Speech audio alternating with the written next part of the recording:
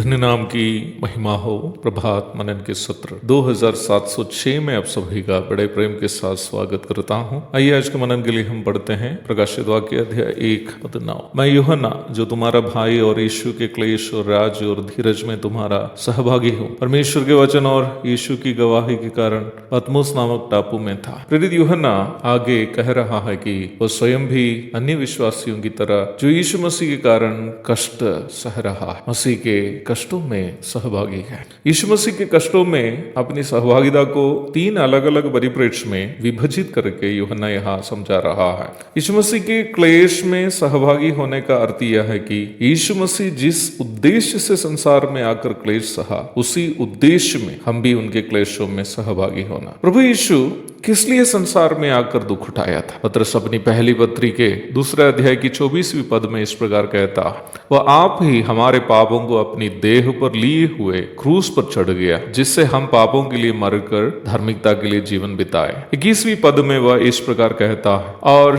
तुम इसी के लिए बुलाए भी गए हो, क्योंकि मसीह भी तुम्हारे लिए दुख उठाकर तुम्हें एक आदर्श दे गया है कि तुम भी उसके पद चिन्हों पर चलो। इसका मतलब यह है कि हमारे पापों के लिए संसार में आकर जिस प्रभु ने क्लेश सहा, उस प्रभु पर विश्वास करने के कारण जब हम पाप से अलग होकर पवित्र जीवन बिताने की कोशिश करते हैं, पाप से प्रदूषित संसार के माध्यम से शैतान हमें सताएगा। जब हम उस सताव को खुशी से झेलते हैं, हम भी प्रभु के उस क्लेश में जो उन्होंने हमें पाप से जुड़ाने के लिए सहा था, सहभागी हो रहे हैं। यीशु मसीह के राज्य में सहभागी होने का कारण दुख उठाने का अर्थ यीशु मसीह के आत्मिक राज्य में, द स्पिरिचुअल किंगडम में हमारे नागरिकता के कारण हम पर होने वाले दुखों को झेलने को ये सूचित करते हैं। इस्राएल परमेश्वर के द्वारा संसार से चुना गया भौतिक राष्ट्र है। व्यवस्था विवरण 7:6, 14:2, यिर्मयाह 2:3, आमोस 3:2 भी पढ़िएगा।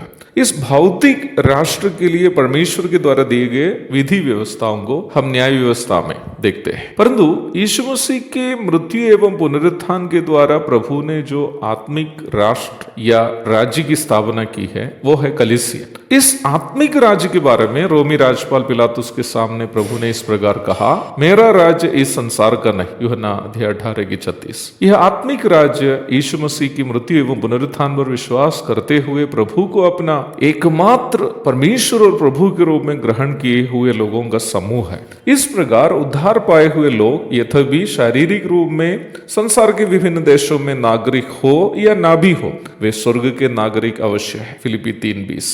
इसलिए ही संसार जो शैतान के नियंत्रण में है, स्वर्ग के इन नागरिकों को जो संसार में परदेसी के रूप में रहते हैं, सताते रहेगा। यूहन्ना 15:19, पहला पत्रस अध्याय 2:9-12 तक। धीरज में सहभागी होना यीशु मसीह के दूसरे आगमन के लिए हमारी प्रतीक्षा को सूचित करता है। हम इस संसार के नहीं होने के कारण संसार हमें हमेशा परेशान करते रहेगा, परंतु हमारी धन्य आशा जो कि हमारा प्रभु जल्द आने वाला है और हमें शीघ्र इस दुष्ट संसार से अलग करके अपना स्वर्गीय भवन में ले जाएगा, हमें दुखों को सहते हुए भी प्रभु के आगमन की प्रतीक्षा में जीने के लिए धीरज प्रदान करती है। हर एक सच्चे मसीह को वर्तमान संसार में रहते वक्त प्रभु के क्लेश, राज्य और धीरज में सहभागी होकर जीना जरूरी है। और हमारी यह सहभागिता इस बात की निश्चितता हमें देती है कि हम वास्तव में उद्धार पाए हुए हैं। एक और शुभ दिन की धन्य कामनाओं के साथ आज का मनन मैं समाप्त करता हूँ। प्रभु आप सबको आशीष दे।